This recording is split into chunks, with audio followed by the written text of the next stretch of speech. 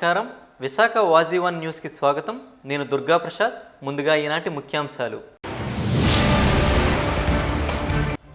మాజీ మంత్రి జోగి రమేష్ అరెస్ట్ అక్రమం. కల్తీ మద్యం కేసులో దురుద్దేశపూర్వకంగానే కూటమి నేతలు ఇరికించారంటూ వైసీపీ విశాఖ జిల్లా అధ్యక్షుడు కేకే రాజు మండిపాటు. తెలుగు సాహితీ శిఖరం ఆరుద్ర శత జయంతి ఉత్సవాల ముగింపు కార్యక్రమంలో కీర్తించిన సాహితీ ప్రముఖులు.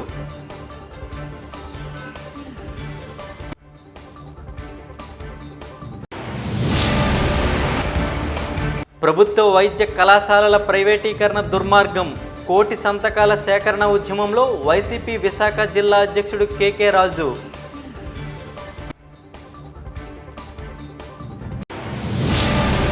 ఇక డీటెయిల్స్ చూద్దాం. మాజీ మంత్రి జోగి రమేష్ అరెస్టుపై వైసీపీ విశాఖ జిల్లా అధ్యక్షుడు కేకే రాజు స్పందించారు. అతని అరెస్ట్ పూర్తిగా అక్రమమని ఖండించారు. కల్తీ మద్యం కేసులో అతనిని దురుద్దేశంతోనే ఇరికించారంటూ మండిపడ్డారు. మాజీ మంత్రి జోగి రమేష్ అరెస్టును వైసీపీ విశాఖ జిల్లా అధ్యక్షుడు కేకే రాజు ఖండించారు. ఇది పూర్తిగా దురుద్దేశపూరిత చర్య అని మండిపడ్డారు. గురుద్వార కూడలి సమీపంలో నిర్వహించిన కోటి సంతకాల ఉద్యమంలో పాల్గొన్న రాజు జోగి అరెస్ట్ పై మీడియా ముందు స్పందించారు. కల్తీ మద్యం కేసులో జోగి రమేష్ ను దురుద్దేశంతోనే ఇరికించారని తెలిపారు. కస్టడీలో ఉన్న ఏ1 నిందితుడు జనార్దన్ రావు ద్వారా జోగి పేరు చెప్పించారని చెప్పారు. రాష్ట్రంలో అంబేద్కర్ రాజ్యాంగానికి బదులు రెడ్ బుక్ రాజ్యాంగం అమలవుతోందనడానికి వైసీపీ నేతల అక్రమ అరెస్టులే నిదర్శనమని పేర్కొన్నారు. ప్రజలు అంతా గమనిస్తున్నారని, కూటమి ప్రభుత్వ దురాగతాలకు తగిన బుద్ధి చెప్పేందుకు సమయం కోసం వేచి చూస్తున్నారని అన్నారు.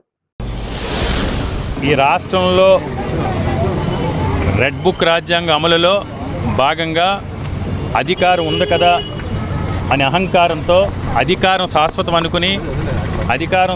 అనుకుని ఈ తెలుగుదేశం పార్టీ కానీ, ముఖ్యమంత్రి చంద్రబాబు నాయుడు గారు కానీ, లోకేష్ కానీ ఈ చేస్తున్న కుట్రపూర్త రాజకీయాల్లో భాగంగా ఈరోజు మాజీ మంత్రి ఒక బీసీ సామాజిక వర్గానికి, వెనకబడిన సామాజిక వర్గానికి చెందినటువంటి జోగి రమేష్ గారిని అరెస్ట్ చేయడానికి మేము తీవ్రంగా ఖండిస్తున్నాం. ఇది పూర్తిగా కక్షపూరితంగా చేసింది.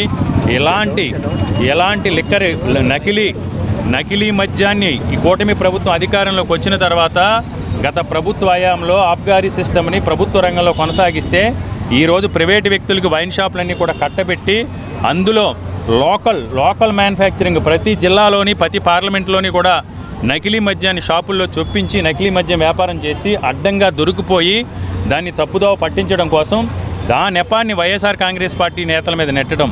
ఏదైతే జోగి రమేష్ ఎక్కడైతే డంప్ ఉందో ఆ డంప్ను ఐడెంటిఫై చేసినందుకు కక్ష కట్టి అరెస్టు చేసిన ఆ జనార్దన్ రావు ఎవరు అరెస్టు చేసిన రోజు అతని దగ్గర మొబైలే లేదని చెప్పిన వ్యక్తులు మళ్ళీ అతని మొబైల్లోనే జోగి రమేష్కి ఇందులో ఇన్వాల్వ్ ఉన్నట్టు చెప్పడం.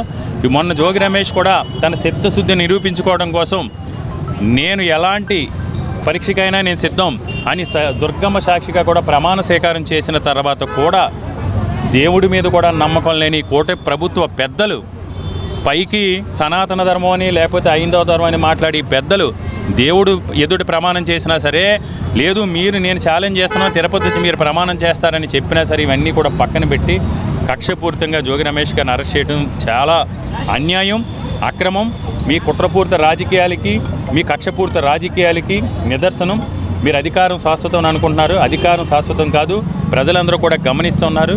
ప్రజలు మీరు ఇచ్చిన హామీలు, మీరు చేస్తానన్న సంపద సృష్టి, మీరు చూపించిన స్వర్గాన్ని, మీరు ఏదైతే హామీలు ఇచ్చారో అన్నింటినీ కూడా చూసి మీకు ఓట్లేశారు తప్ప ఈరోజు మీకు ఏదన్నా నిజంగా మీకు చిత్తశుద్ధి ఉంటే, మీకు నిజంగా ఈ రాష్ట్రాన్ని అభివృద్ధి చేయాలనే భావనే ఉంటే, ప్రజలకు ఇచ్చిన మాట మీద మీకు కనుక ఆత్మగౌరవం, ఆత్మాభిమానం ప్రజలకు ఉందని మీరు భావిస్తే ఈరోజు మీ సూపర్ 6, సూపర్ 7 అమలు చేయండి. జగన్మోహన్ రెడ్డి గారి సంక్షేమ కార్యక్రమం అమలు చేయండి. సంపద సృష్టిస్తానని పెట్టుబడులు తీసుకొచ్చి చేయండి. అంతే తప్ప ఆడలేక మధ్యలో తెరవని సందంగా సంక్షేమ కార్యక్రమాలు చేయలేక ఈ రాష్ట్రాన్ని పరిపాలించడంలో పూర్తిగా విఫలం చెంది డైవర్షన్ పాలిటిక్స్లో భాగంగా జోగి రమేష్ గారిని అరెస్ట్ చేశారు. ఏదైనా కాలమే నిర్ణయిస్తుంది. మీరు ఎన్ని తప్పులు చేస్తే జగన్మోహన్ రెడ్డి గారు చెప్పినప్పుడు మీరు తప్పుడు సాంప్రదాయానికి, రాజకీయాల్లో తప్పుడు సాంప్రదాయాలకి, కక్షపూరిత రాజకీయాలకి, ఆంధ్రప్రదేశ్లో లేని కొత్త సాంప్రదాయానికి మీరు విత్తనాలు విత్తుతూ ఉన్నారు. మీరు విత్తిన విత్తు మీకే మీ మెడకు చుట్టుకొని భవిష్యత్తులో మీకు మెగలి చుట్టుకుంటుంది. కాబట్టి ఎప్పటికైనా సరే రాజ్యాంగబద్ధంగా అంబేద్కర్ రాజ్యాంగాన్ని అమలు చేయాలి తప్ప రెడ్ బుక్ రాజ్యాంగాన్ని కాదని తెలుగుదేశం నాయకుల్ని కూటమి ప్రభుత్వాన్ని డిమాండ్ చేస్తున్నాం. శ్రీకాకుళం జిల్లా కాశీబుగ్గ శ్రీ వెంకటేశ్వర స్వామి ఆలయంలో తొక్కిసలాట జరిగి 9 మంది ప్రాణాలు కోల్పోగా 25 మంది తీవ్రంగా గాయపడిన సంగతి తెలిసిందే. ఆ ప్రాంతాన్ని రాష్ట్ర విద్యా ఐటీ శాఖల మంత్రి నారా లోకేష్ పరిశీలించి చికిత్స పొందుతున్న క్షతగాత్రులను పరామర్శించారు. శ్రీకాకుళం జిల్లా కాశీబుగ్గలో తీవ్ర విషాదం చోటు చేసుకున్న సంగతి తెలిసిందే. స్థానిక శ్రీ వెంకటేశ్వర స్వామి ఆలయంలో ఏకాదశి సందర్భంగా జరిగిన తొక్కిసలాటలో 9 మంది భక్తులు మృతి చెందగా మరో 25 మందికి తీవ్ర గాయాలయ్యాయి. ఆ ప్రాంతాన్ని రాష్ట్ర ఐటీ విద్యాశాఖల మంత్రి నారా లోకేష్, కేంద్ర మంత్రి రామ్మోహన్ నాయుడు, రాష్ట్ర హోంమంత్రి వంగలపూడి అనిత, విజయనగరం ఎంపీ కలిశెట్టి అప్పలనాయుడు, స్థానిక ఎమ్మెల్యే గౌతు శిరీషలతో కలిసి పరిశీలించారు. ఘటన జరిగిన తీరును అధికారులను అడిగి తెలుసుకున్నారు. అనంతరం పలాసలోని కమ్యూనిటీ హెల్త్ సెంటర్ కి వెళ్లి క్షతగాత్రులను పరామర్శించారు. వారికి ధైర్యం చెప్పారు. అందుతున్న వైద్యాన్ని, ఆరోగ్య పరిస్థితి గురించి వైద్యులను అడిగి తెలుసుకున్నారు. ఊహించని రీతిలో భక్తులు భారీ సంఖ్యలో తరలి రావడంతో ఈ దుర్ఘటన జరిగిందని తెలిపారు.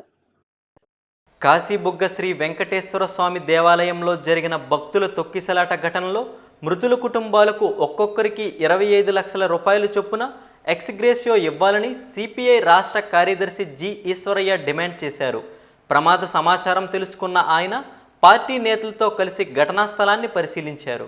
కాశీబుగ్గ శ్రీ వెంకటేశ్వర స్వామి దేవస్థానంలో జరిగిన తొక్కిసలాట ప్రదేశాన్ని సిపిఐ రాష్ట్ర కార్యదర్శి జి ఈశ్వరయ్య పార్టీ నేతలతో కలిసి పరిశీలించారు. ప్రమాదానికి గల కారణాలపై ఆరా తీశారు. పలాస ప్రభుత్వ ఆసుపత్రిలో చికిత్స పొందుతున్న క్షతగాత్రులను పరామర్శించారు. అనంతరం మీడియాతో మాట్లాడారు. 9 మంది ప్రాణాలు హరించిన ఈ దుర్ఘటన దేశ ప్రజలను తీవ్ర దిగ్భ్రాంతికి గురిచేసిందన్నారు. ఈ ఘటనపై రాష్ట్ర దేవాదాయ శాఖ మంత్రి ఆనం రామనారాయణ రెడ్డి మాటలు తీవ్ర ఆక్షేపణీయమని తప్పుబట్టారు. బాధిత కుటుంబాలను ప్రభుత్వమే ఆదుకోవాలని డిమాండ్ చేశారు. ఆల్రెడీ 9 మంది మరణించారు.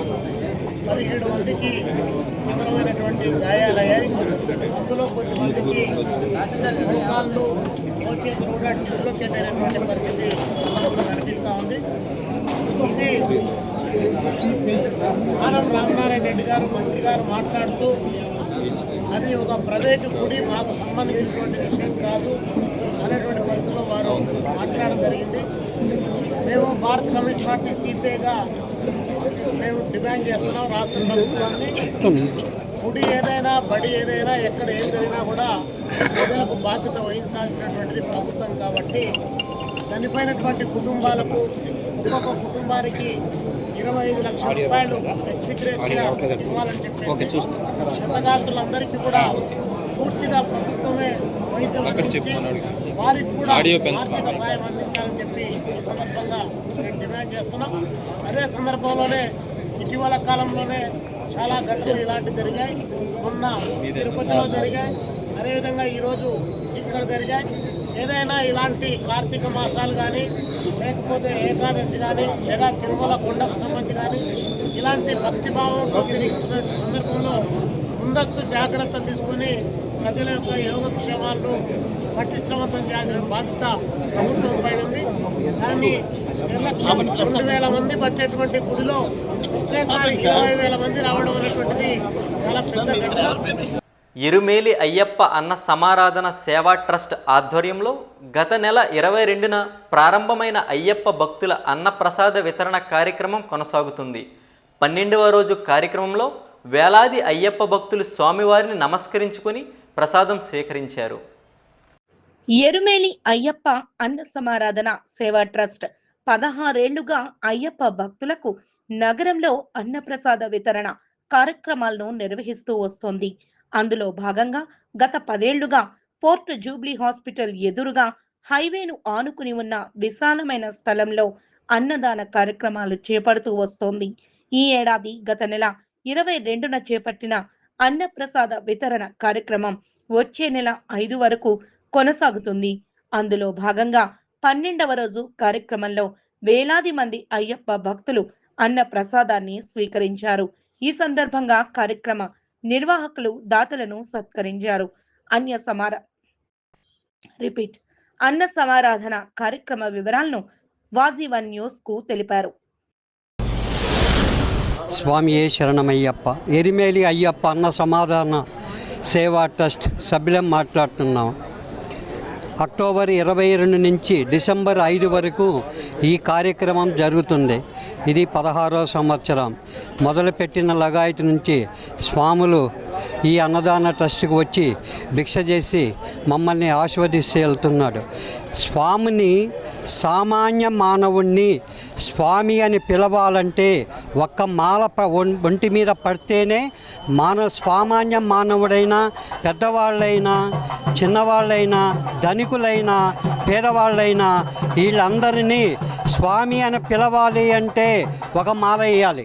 ఆ మాల వేస్తేనే స్వాములకు వాల్యూ ఉంది. ఆ మాలే స్వామి అని పిలువబడుతుంది. అందువల్ల భక్తులకు విజ్ఞప్తి చేస్తున్నాను, స్వాములు ఎంతమంది మాల వేస్తే అంత మంచిది. మనం ఎలాగున్నా ఈ మాలాధనంలో ఉంటే గౌరవము సొంతంగా వస్తుంది. కుటుంబానికి, వంశానికి కూడా ఈ మాల ధరించిన వెంటనే మిగతా వాళ్ళు మనకు ఎవరైతే ఉంటారో వాళ్ళు తల వంచి స్వామి అని నమస్కారం చేస్తున్నారు.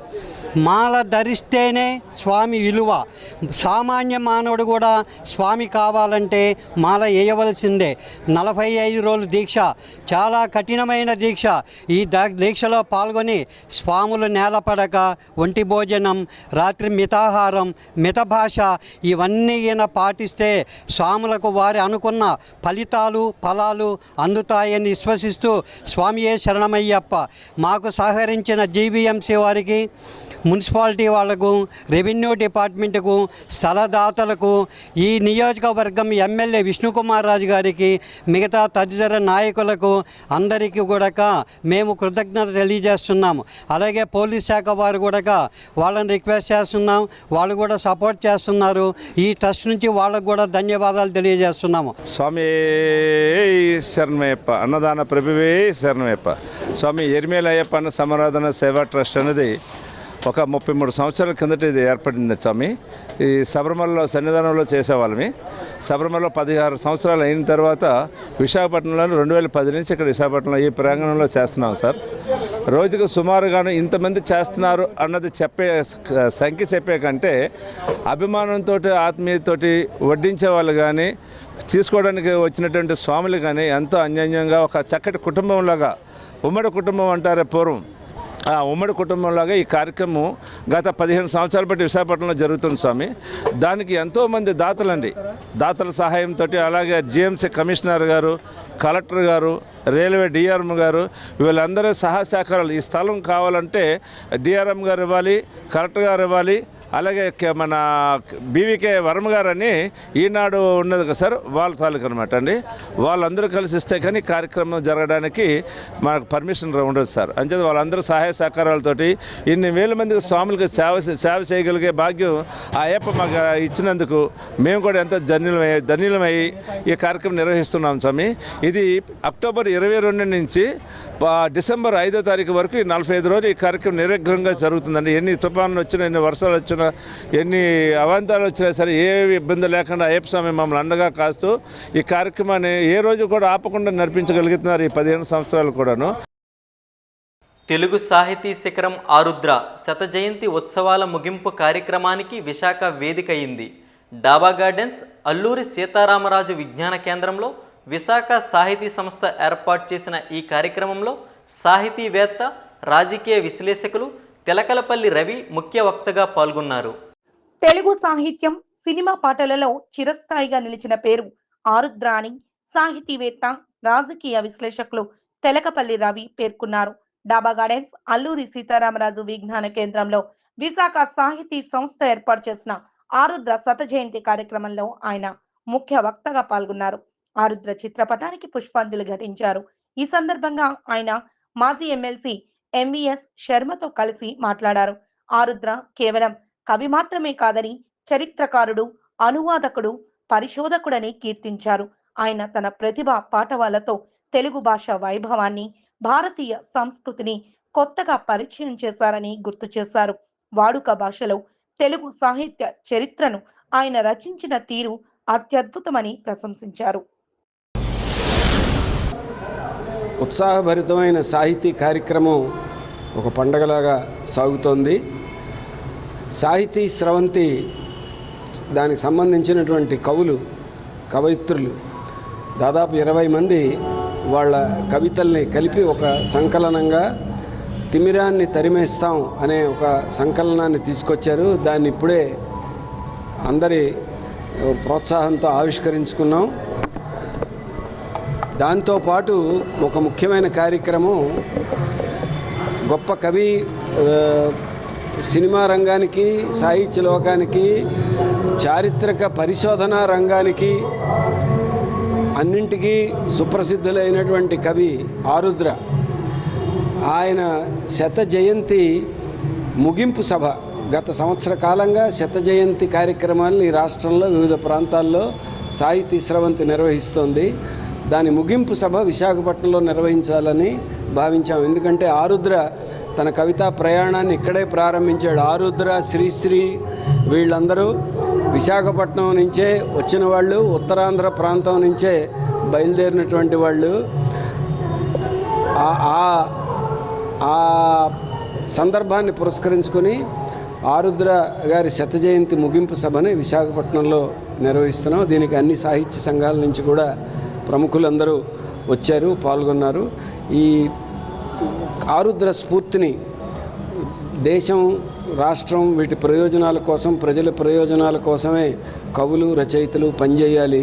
సమాజ శ్రేయస్సు, సమాజంలో ప్రజలందరి మధ్య ఐక్యత, ఈ రెండు ఉన్నప్పుడే ప్రగతి అనేది సాధ్యమవుతుంది అని బలంగా నమ్మినటువంటి కవి ఆరుద్ర. ఇక్కడ అల్లూరు విజ్ఞాన కేంద్రంలో మనకి ఈరోజు ఆరుద్ర గారి యొక్క శత జయంతి ఉత్సవాలు చివరి సభ ఇక్కడ ఏర్పాటు చేశారు. దానికి తెలపల్లి రవి గారు, చాలా ఎంఎస్ శర్మ గారు, పెద్దలందరూ వచ్చారు. ఆరుద్ర గారి గురించి మాట్లాడాలన్నట్లయితే ఆంధ్రప్రదేశ్ సాహిత్య రూపువృద్ధి గురించి మాట్లాడాల్సిన అవసరం ఉంది. ఆయనతో గురించి మనం మాట్లాడడానికి ముఖ్యంగా నాకు ఏమిటి సామీప్యత అంటే, ఆయన ఏ కాలేజీలో అయితే చదివారో ఆ కాలేజీలో నేను వర్క్ చేశాను, 30 సంవత్సరాలు పనిచేశాను. ఆయన 1942లో ఈ కమ్యూనిస్ట్ పార్టీ రద్దు చేసిన తర్వాత ఆయన ఈ సాహిత్య ప్రక్రియలో విశాఖపట్నంతో అనుబంధం ఉంది. ఆయనే కాదండి, శ్రీశ్రీ కానీ మన చాలామంది కవులు కానీ లేకపోతే సాహిత్యవేత్తలు కానీ అందరూ కూడా అప్పుడు ఆ రోజుల్లో కేవలం వేవెన కాలేజీ ఒకటే ఉండేది. సో ఆ విధంగా వారి యొక్క సాహిత్య విలువలు కానీ, ఆ సాహిత్యం గురించి రాయటం కానీ వారికి ఊపు కలిగించింది ఏవైనా కాలేజీ అని మనం చెప్పుకోవచ్చు. ఎందుకంటే ఇదే బీచ్ రోడ్లో శ్రీశ్రీ గారు ఆయన యొక్క కవితలు కూడా రాసినటువంటి నేపథ్యం ఉంది. ఆరుద్ర గురించి మనం ఎందుకు రాయాలంటే కేవలం ఆయన సినిమా కవిగా గుర్తుపెట్టుకోకూడదండి. ఆయన తెలుగు సాహిత్యం మీద, తెలుగు సాహిత్య అభివృద్ధి మీద, తెలుగు సాహిత్య పురోభివృద్ధి మీద ఏమాత్రం కమాండ్ ఉన్నటువంటి వాళ్ళు ఒకరిద్దరు చెప్తే అందులో ఆరుద్ర ప్రధానంగా ఉంటారు. తెలుగు సారస్వత వేదిక ద్వారా కానీ లేకపోతే తెలుగు సాహిత్యం ఏ విధంగా అభివృద్ధి పొందిందని కానీ చాలా గ్రంథాలు రాశారు. ముఖ్యంగా ఆయన ఒక పదానికి అర్థం చెప్పాలని అయితే ఆరుద్ర గారు చెప్పినటువంటి వాక్యాలు తీసుకుని దాని గురించి చెప్పేటటువంటి నేపథ్యం కూడా ఉంది. అటువంటి కవి మన విశాఖపట్నంలో ఉండటం, విశాఖపట్నంలో చదువుకోవటం, విశాఖ ఖ్యాతిని సినిమా రంగంలోనే కాకుండా సాహిత్య రంగంలో కూడా అభివృద్ధి చేసినటువంటి మహానుభావుల్లో ఆయన ఉన్నారు. అటువంటి మహానుభావుడు శత జయంతి చేసుకోవటం మన అందరి అదృష్టం. ముఖ్యంగా మనందరం ఆనందించదగింది ఏంటంటే ఆయన సమకాలీనమే, అంటే ఆయన జీవించి ఉన్న కాలంలో మనం కూడా బ్రతికున్నాము అనేటటువంటి కీర్తిని సంపాదించినటువంటి. కాబట్టి వచ్చేటటువంటి తరం కూడా ఆరుద్ర యొక్క సాహిత్యాన్ని, ఆరుద్ర యొక్క పాటల్ని వింటూ వారు కూడా పునరంకితులు అవుతారనుకోండి మనం అందరం కూడా ఆశిద్దాం. శ్రీ పోతులూరి వీరబ్రహ్మేంద్ర స్వామి 417వ జన్మదిన కార్యక్రమం దొండపర్తి సమీప దేవాదాయ శాఖ స్థల ప్రాంగణంలో జరిగింది. విశాఖ జిల్లా విశ్వ బ్రాహ్మణ సంఘం వీరబ్రహ్మం చిత్రపటానికి పుష్పాంజలి ఘటించింది. ఆయన కాలజ్ఞాన మహిమను సంఘం పెద్దలు కీర్తించారు. విశాఖ జిల్లా విశ్వ బ్రాహ్మణ సంఘం ఆధ్వర్యంలో దొండపర్తి సమీప దేవాదాయ శాఖ స్థల ప్రాంగణంలో శ్రీమద్ విరాట పోతులూరి వీరబ్రహ్మేంద్ర స్వామి 417వ జన్మదిన కార్యక్రమం ఘనంగా జరిగింది. సంఘ ప్రతినిధులు వీరబ్రహ్మేంద్ర స్వామి చిత్రపటానికి పుష్పాంజలి ఘటించారు. ఈ సందర్భంగా సంఘ పెద్దలు గోడు నరసింహాచారి మాట్లాడారు. వీరబ్రహ్మేంద్ర స్వామి పేరు వినగానే ముందుగా గుర్తుకు వచ్చేది ఆయన రాసిన కాలజ్ఞానమని తెలిపారు. భవిష్యత్తులో జరగబోయే అనేక విషయాలను ముందుగానే దర్శించి తాళపత్ర గ్రంథాలలో రచించి భద్రపరిచిన గొప్ప దార్శనికుడు వీరబ్రహ్మమని కీర్తించారు. కేవలం కాలజ్ఞాన తత్వాలను బోధించిన యోగి మాత్రమే కాదని, అంతకు మించిన గొప్ప సంఘ సంస్కర్త అని, హిందూ ధర్మ పరిరక్షకులని కొనియాడారు. ఈరోజు మన పోతులూరు వీరబ్రహ్మేంద్ర స్వామి వారి 417వ జన్మదిన కార్యక్రమం ఈరోజు మొత్తం యావత్తు మన రాష్ట్రం రాష్ట్రం ప్రపంచం మొత్తం కూడా మనకి ఈ వీరబ్రహ్మం గారిది కార్యక్రమం చేస్తున్న జయంతి కార్యక్రమం. ఈరోజు ఇక్కడ మన దొండపర్తిలో చేయడం ఎండోమెంట్ వాళ్ళు మాకు అవకాశం ఇచ్చి ఇక్కడ ఈ కార్యక్రమం జరిపించినందుకు ప్రత్యేక ధన్యవాదాలు వాళ్ళకి తెలియజేస్తున్నాం. అదేవిధంగా ఈ జిల్లాలో ఉన్నటువంటి ప్రతి ఒక్క ఆలయంలో కూడా అందరూ అన్ని ఆలయాల్లో కూడా ఈ బ్రహ్మం గారు జయంతి కార్యక్రమాలు చేసినందుకు ప్రత్యేక ధన్యవాదాలు అందరికీ తెలియజేసుకుంటూ, తర్వాత ఈ మన బ్రహ్మం గారు అనేది భూత భవిష్యత్తు అన్నింటి కాలాల్లో చెప్తాండ్రు. ఇప్పుడు ఏం జరిగిందన్నా బ్రహ్మంగారు చెప్పిందే జరుగుతుంది అనేసి అతను ముందుగా తెలిసి అందరికీ చెప్పడం జరిగింది. అతను చెప్పే విధంగా జరుగుతుంది కనుక ఆయన్ని స్మరించుకొని ఈ భక్తులందరూ ఈరోజు ప్రసాదం కూడా ఇక్కడ వితరణ జరుగుతుంది. ఈ ప్రసాదం కూడా తీసుకొని ఈ స్వామి తాలూకా కృపా కటాక్షాలు పొందుతారని మనసారా కోరుకుంటారు. ఈరోజు 417వ జన్మదిన సందర్భంగా శ్రీ శ్రీ శ్రీ శ్రీ విరాట్ పోతులూరు వీరబ్రహ్మేంద్ర స్వామి వారు జగద్గురు, జగత్కర్త, కాలజ్ఞానం రాసి భూత భవిష్యత్తు వర్తమానం చెప్పినటువంటి మహానుభావుడు.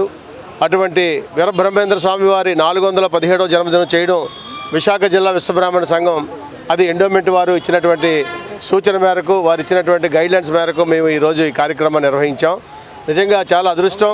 ఈ ప్రపంచంలో ఏ వింత జరిగినా, ఏ ఘోరం జరిగినా, ఎటువంటి దుష్పరిణామాలు జరిగినా, ఎటువంటి అద్భుతాలు జరిగినా శ్రీ వీరబ్రహ్మేంద్ర స్వామి వారు ఆనాడే చెప్పారు అనేటువంటి నానుడు ఇప్పుడు మనం చూస్తున్నాం. ఈ ప్రపంచంలో కానీ, ఈ భారతదేశంలో కానీ, అఖండ భారతదేశంలోనే బ్రహ్మం గారు లాంటి గురువు లేరు, సిద్ధప్ప లాంటి శిష్యుడు లేడు అనేటువంటి ఒక బ్రహ్మాండమైనటువంటి నానుడు ఉంది. ఎందుకంటే మనం చూస్తున్నాం రాబోయేది కలియుగంలో ఎన్నెన్ని వింతలు జరుగుతున్నాయి, ఎన్నెన్ని ఘోరాలు జరుగుతున్నాయి. ఆ జరిగినటువంటి అన్ని కూడా కాలజ్ఞానం రచించినటువంటి మహానుభావుడు.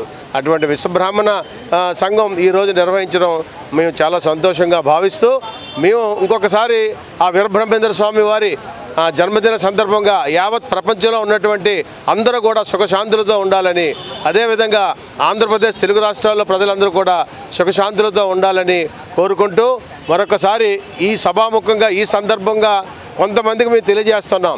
ఈరోజు నిన్న జరిగినటువంటి ఏదైతే ఒక సంఘటన ఉందో, దుస్సంఘటన, కాశీ బొగ్గలో జరిగినటువంటి దుస్సంఘటన, అది చాలా దురదృష్టకరం. అయినప్పటికీ ఒక మంచి ప్రభుత్వం కనుక 15 లక్షల రూపాయలు ఎక్స్గ్రేషియా ఇచ్చినటువంటి ప్రభుత్వానికి కృతజ్ఞత తెలియజేస్తున్నాం. ప్రైవేటుగా చేస్తున్నటువంటి ఆలయాల మీద బతుకుతున్నటువంటి కొంతమందికి దీన్ని ఒక బుద్ధి తెచ్చుకొని దయచేసి ప్రభుత్వానికి తెలియజేయండి. ప్రభుత్వంతో మీరు అనుగుణంగా ఉండండి, పోలీస్ వ్యవస్థను ఉపయోగించుకోండి, ప్రజలకు ఎటువంటి నష్టం లేకుండా మీ కార్యకలాపాలు చేసుకోండి అని చెప్పి ఈ సందర్భంగా మా సంఘం తరఫున వారికి నమస్కారాలు తెలియజేస్తూ ప్రభుత్వానికి మేము ధన్యవాదాలు తెలియజేస్తాము. వైజాగ్ ఫిల్మ్ సొసైటీ ద్వారకానగర్ పౌర గ్రంథాలయంలో ఈ నెల 7న కోర్టు తెలుగు సినిమాను ఉచితంగా ప్రదర్శించనుంది. ఆ వివరాలను సొసైటీ వ్యవస్థాపక కార్యదర్శి నరవ ప్రకాశ్రావు వాజీ న్యూస్కు తెలిపారు. ఇటీవల తక్కువ బడ్జెట్తో సామాజిక బాధ్యతతో రూపొందించి అఖండ విజయాన్ని సొంతం చేసుకుని సంచలనం సృష్టించిన కోర్టు తెలుగు సినిమాను వైజాగ్ ఫిల్మ్ సొసైటీ ఈ నెల 7న ఉచితంగా ప్రదర్శించనుంది. అలాగే చిత్ర యువ దర్శకుడు విశాఖ వాసి జగదీష్ తో ముఖాముఖి కార్యక్రమాన్ని నిర్వహించనుంది. ఆ వివరాలను వైజాగ్ ఫిల్మ్ సొసైటీ కార్యదర్శి నరవ ప్రకాష్ రావు తెలిపారు. ఈ చిత్రం ఎన్నో అవార్డులను సొంతం చేసుకున్నట్టు వెల్లడించారు. ఈరోజు మన అందరం కూడా ఆలోచించదగిన విషయం ఏంటంటే, ఇటీవల 2025లో ఒక 6 నెలల క్రితం ది కోర్ట్ అని చెప్పి సినిమా ఒకటి వచ్చిందండి. చాలామంది చూస్తుంటారు. ఎందుకంటే ఆ కోర్టు తీసినటువంటి సినిమా దర్శకుడు మన నగర వాసి, యువ దర్శకుడు. ఇక్కడే అతని వయసు కేవలం 30 సంవత్సరాలు మాత్రమే ఉంటుంది. ఇక్కడే మనకి కెమికల్ ఇంజనీరింగ్ మాధవదార్లో ఉన్నటువంటి పాలిటెక్నిక్ కాలేజీలో చదివినటువంటి విద్యార్థి. సో అటువంటి వ్యక్తి తీసినటువంటి కోర్ట్ అనే సినిమా చాలా తక్కువ బడ్జెట్తో తీశారు. దానికి సినిమా యాక్టరు నాని గారు దానికి ఆర్థిక సహాయం పడ్డారు. నిజంగా ఆ సినిమాలో ఆధునిక యుగంలో అంటే కాంటెంపరీ పీరియడ్లో సామాజిక హితం కోరే వాళ్ళందరూ కూడా ఆ సినిమాను చూడాల్సిన అవసరం ఉంది. ముఖ్యంగా నేటి యువత యువత కానీ అందరం కూడా ఉదయం లేచిన దగ్గర నుంచి రాత్రి నిద్రపోయే వరకు మనం చేసే దిన కార్యక్రమాల్లో ప్రతి కార్యక్రమానికి కూడా ఒక చట్టం ఉంది. కానీ దురదృష్టవశాత్తు మనకు ఆ చట్టాల గురించి అవగాహన లేదు. అందువల్ల ఒక్కోసారి నష్టపోతుంటాం. ఇటువంటి వాటిని అవగాహన ఎంత అవసరమో అని మన సూక్ష్మంగా ఒక 2 గంటల్లో చెప్పినటువంటి సినిమా ది కోర్ట్ అనే సినిమా. ముఖ్యంగా యువత అందరూ కూడా ఆలోచన లేకుండా, అవగాహన లేకుండా, కనీస జ్ఞానం లేకుండా ఎవరితో మాట్లాడుతున్నా, ఏం మాట్లాడుతున్నా, సమాజంలో మన బాధ్యత ఏమిటి అనేది కూడా తెలియకుండా ప్రవర్తిస్తున్నటువంటి నేపథ్యంలో ఆయన సామాజిక దృక్పథంతో తీసిన సినిమాయే ది కోర్ట్ అనే సినిమా. ఇందులో ముఖ్యంగా యువత అనేక ప్రలోభాలకు లొంగుతూ ఉంటారు, అనేక ప్రలోభాలకు లోనవుతూ ఉంటారు. అవన్నీ కూడా మనం వదిలిపెట్టి చట్టపరిధిలోనే మనం బ్రతకాలి, చట్టపరిధిలోనే మనం ఏ పనైనా చేయాలి అనేటటువంటి ఒక చిన్న సందేశాన్ని ఒక సినిమా ద్వారా అందించినటువంటి సినిమా ది కోర్టు. ఆ సినిమా అనేక అవార్డులు రివార్డులు కూడా పొందింది. కాబట్టి ఆ సినిమాకి మనకి సంబంధం ఏంటంటే ఆ సినిమా తీసినట్టు డైరెక్టర్ ఎవరైతే రామ్ జగదీష్ అనే అబ్బాయి 30 సంవత్సరాలు అండి. అబ్బాయికి అతను విశాఖపట్నంలో పుట్టాడు, విశాఖపట్నంలో చదువుకున్నాడు. విశాఖపట్నంలో విద్యను అభ్యసించిన తర్వాత హైదరాబాద్ వెళ్ళి మన నానిగారి యొక్క సౌహార్దతతో ఆ సినిమా తీశాడు. కాబట్టి ఆ సినిమా అందరూ చూడదగింది, ముఖ్యంగా యువత చూడగలిగింది. అందుకోసం అని చెప్పి వైజాగ్ ఫిల్మ్ సొసైటీ ఒక సామాజిక బాధ్యతగా ఈ నెల 7వ తారీఖు అంటే శుక్రవారం ఉదయం 9:30కి విశాఖ పౌర గ్రంథాలయంలో ఉచిత ప్రదర్శన ఏర్పాటు చేశాం. అంతేకాకుండా ఆ అబ్బాయి కూడా మనతో ఆ సినిమా చూస్తాడు. ఆ సినిమా అయిన తర్వాత ఆ అబ్బాయి ఆ సినిమాలో థియేటర్లో ఉన్నటువంటి అతను పడ్డ పాటలు కానీ, పడ్డ ఇబ్బందులు కానీ, నష్టాలు కానీ, లాభాలు కానీ, అసలు అక్కడ ఆలోచన ఎట్లా వచ్చింది అనేది కూడా ఆ అబ్బాయి మనతో ముఖాముఖి కార్యక్రమం కూడా ఉంటుంది. కాబట్టి ఈ ఉచిత ప్రదర్శనకి నగర ప్రజలందరూ కూడా వచ్చి పార్టిసిపేట్ చేయాల్సిందిగా వైజాగ్ ఫిల్మ్ సొసైటీ తరఫున కోరుతున్నాం.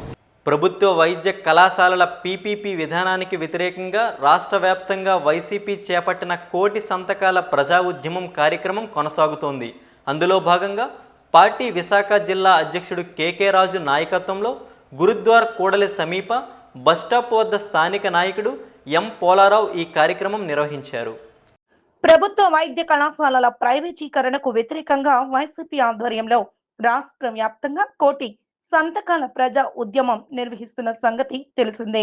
అందులో భాగంగా విశాఖలోని 25వ వార్డు గురుద్వార కూడలి సమీప బస్టాప్ వద్ద వార్డు అధ్యక్షుడు మువ్వల పోలారావు ఆధ్వర్యంలో సంతకాల ఉద్యమాన్ని చేపట్టారు. ఈ కార్యక్రమంలో వైసీపీ విశాఖ జిల్లా అధ్యక్షుడు కేకే రాజు ముఖ్య అతిథిగా పాల్గొన్నారు. విద్యార్థులు, మేధావులు ప్రజల వద్ద నుండి సంతకాలు స్వీకరించారు. ఈ సందర్భంగా రాజు మాట్లాడారు.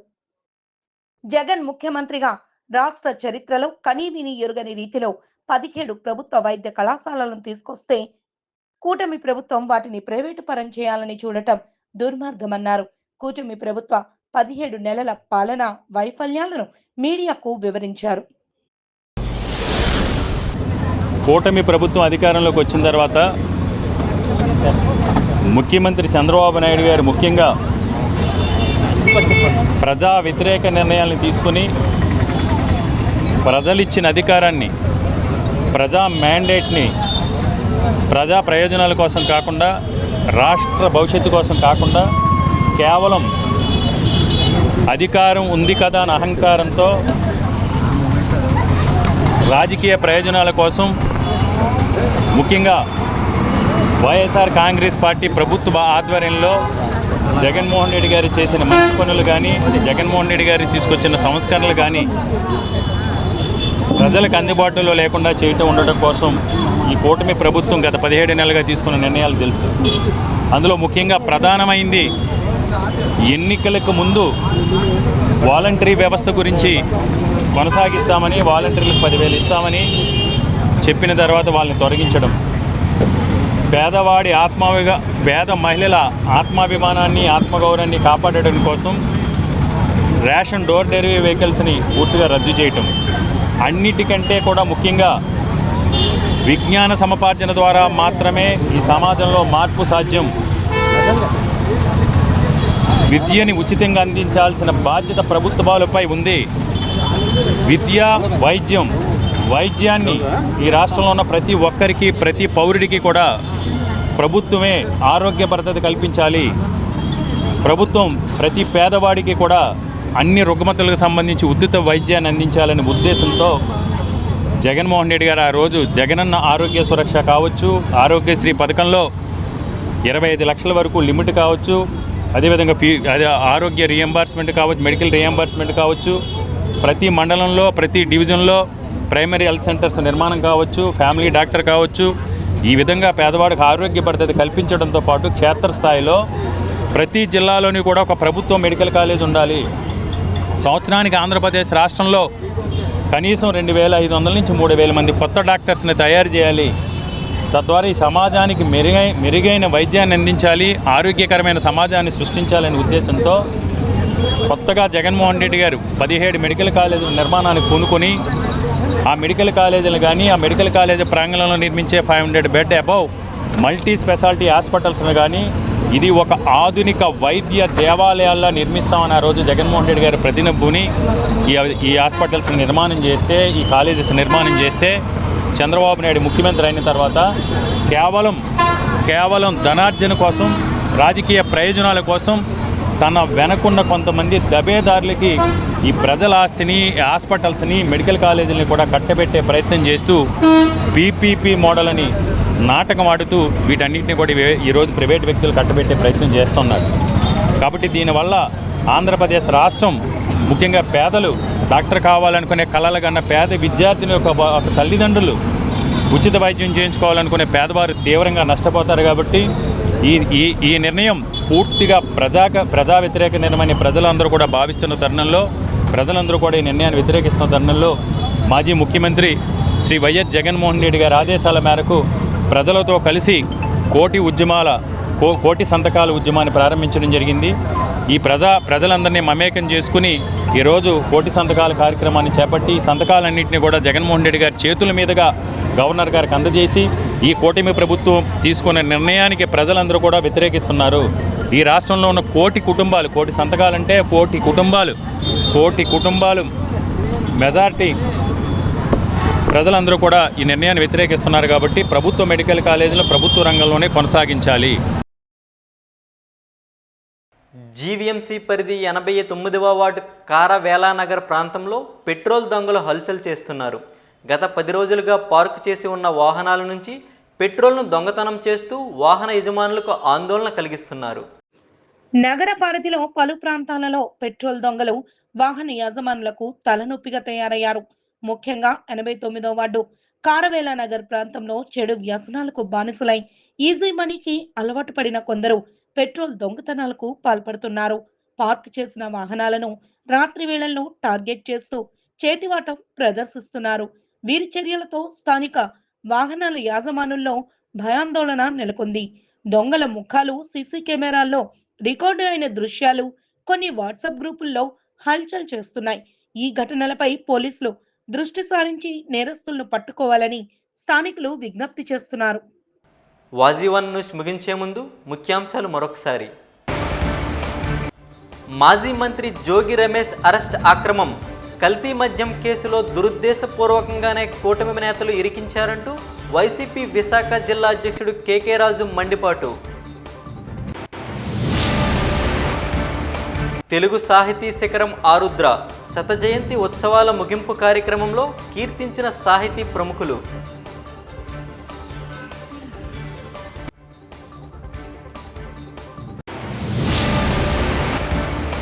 ప్రభుత్వ వైద్య కళాశాలల ప్రైవేటీకరణ దుర్మార్గం. కోటి సంతకాల సేకరణ ఉద్యమంలో వైసీపీ విశాఖ జిల్లా అధ్యక్షుడు కేకే రాజు.